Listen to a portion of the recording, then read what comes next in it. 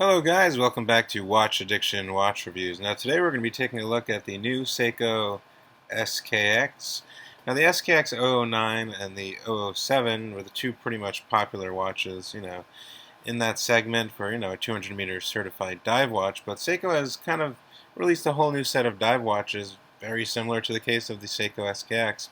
And there are 5 different styles, as you can see on the screen. Now the first style being is obviously this blue variation, the sports style, and then we have another style, which is the suit style, which is kind of a bit more dressy, comes on a steel strap.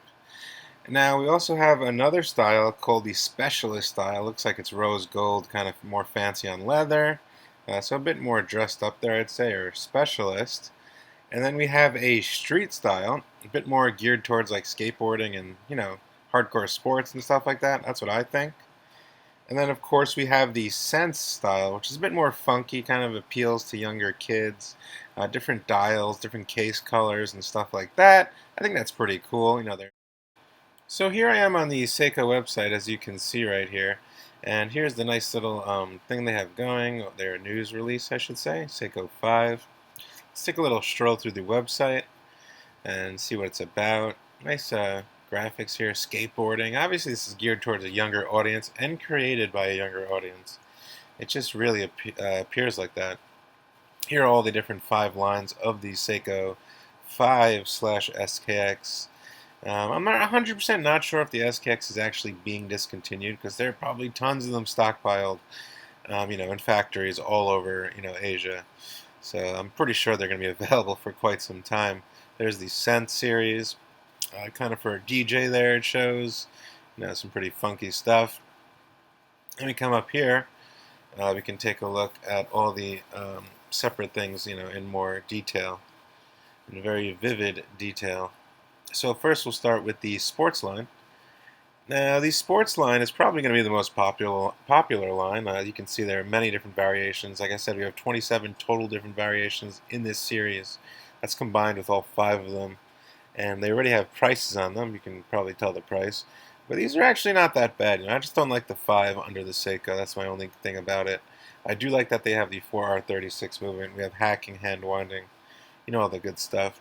Here's the 55K1.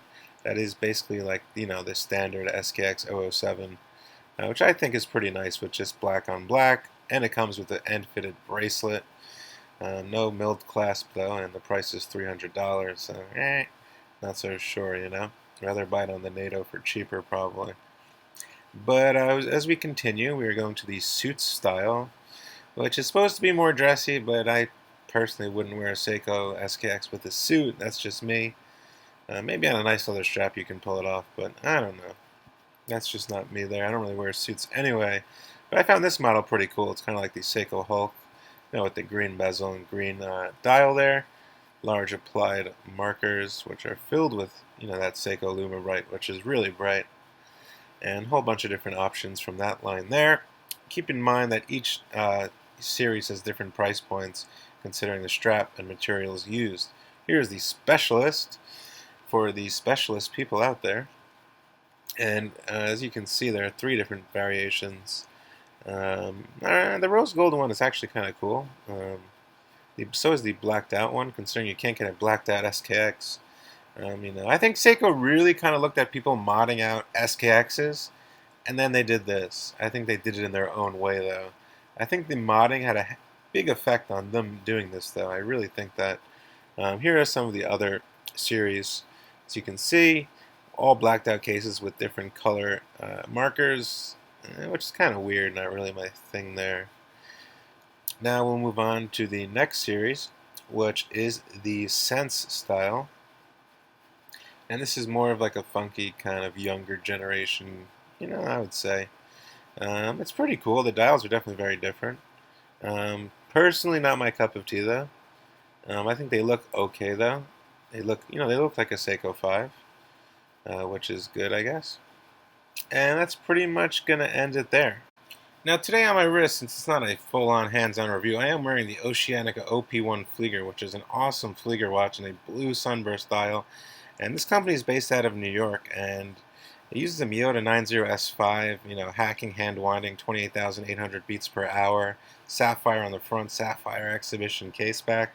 These watches are $200. I mean, if this brand can produce something like this for $200, a nice genuine leather band, 50 meters of water resistance, I think it's a pretty good contender. Very nice brush finishing there. Definitely check them out at oceanicawatches.com. Now to wrap things up here, will I be buying one of these watches? I'm not 100% sure. As you can see, that's my SKX009. Actually, I have two of them. One to stock, one to rock, right? So I have it on the stock Jubilee. I do have the Super Jubilee and Super Oyster bracelets, but I prefer it on this one actually now. I change my mind every day. Will I be buying one of these in the future? I don't know. At $300, it's kind of a lot of money for a 4R36. At $250 to $275, I think it's much more reasonable. But obviously, these are going to be available on Joma Shop for like $200 probably. I do like the fact that they are using a bracelet. I do not like the 5 under the Seiko. But, all around, I think it's good for the, in general for the watch, enthusiasts and people who are looking to kind of mod their SKX but don't really want to do it. And it does cost a lot of money to mod an SKX.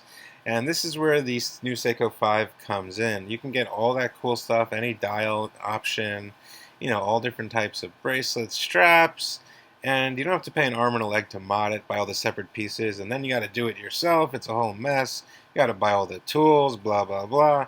It's easier just to buy one of these. Obviously, you're not going to get the sapphire crystal, though, so maybe one of these with the sapphire crystal, maybe that would be pretty cool. But, I kind of, can't wait to get my hands on one and kind of don't really care. I'm kind of either way. And I probably will buy one, knowing me that I do like Seiko watches. And I do like the SKX. I've had like 7 of them already, so obviously I do like the SKX.